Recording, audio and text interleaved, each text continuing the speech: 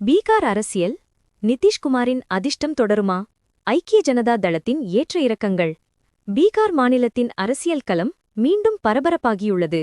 முதல்வர் நிதிஷ்குமாரின் ஐக்கிய ஜனதா தளம், அதாவது ஜேடியு கட்சி, இந்த முறையும் வெற்றி கூட்டணியில் அங்கம் வகிக்குமா என்ற எதிர்பார்ப்பு எழுந்துள்ளது. ஏறக்குறைய 20 ஆண்டுகளாக பீகார் அரசியலின் மையமாக விளங்கும் நிதிஷ்குமாரின் அரசியல் பயணம் மற்றும் அவரது கட்சியின் வரலாறு இங்கே சுருக்கமாக. ஐக்கிய ஜனதா தளம் உருவான கதை.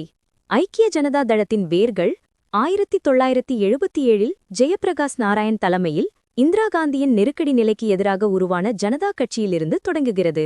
ஜனதா கட்சி 1977இல் ஆட்சி அமைத்தாலும் உட்கட்சி பூசல்களால் நீடிக்கவில்லை. பிற்காலத்தில் வி.பி. சிங் தலைமையில் ஜனதா தளம் உருவானது. அத்வானியின் ரத யாத்திரையைத் தொடர்ந்து ஏற்பட்ட அரசியல் மாற்றங்களால் வி.பி. சிங் அரசு கவிழ்ந்து ஜனதா தளம் பல பிரிவுகளாக உடைந்தது. இந்த பிளவிலிருந்து 2003 அக்டோபர் 30 ஜார்ஜ் பெர்னாண்டஸின் சமதா கட்சி, லோக் சக்தி மற்றும் ஜனதா தளத்தின் ஒரு பிரிவு ஆகியவை இணைந்து ஐக்கிய ஜனதா தளம், அதாவது ஜேடியு உதயமானது. கட்சியின் சின்னமாக அம்பு சின்னம் தேர்வு செய்யப்பட்டது. சாதனைகளும் சறுக்கிய தேர்தல்களும். ஐக்கிய ஜனதா தளம் பீகார் அரசியலில் பல ஏற்ற இறக்கங்களை கொண்டுள்ளது. 2010 சட்டமன்ற தேர்தலில் பாஜக கூட்டணியில் போட்டியிட்ட ஐக்கிய ஜனதா தளம் 115 இடங்களில் வெற்றி பெற்று சாதனை படைத்தது. இது அக்கட்சியின் பொற்காலமாக கருதப்படுகிறது. 2015இல் பாஜக கூட்டணியை முறித்து தனது பரம எதிரியான ராஷ்டிரிய ஜனதா தளம் மற்றும் காங்கிரசுடன் இணைந்து மகா கத்பந்தன் கூட்டணியை அமைத்து 71 இடங்களில் வெற்றி பெற்றது.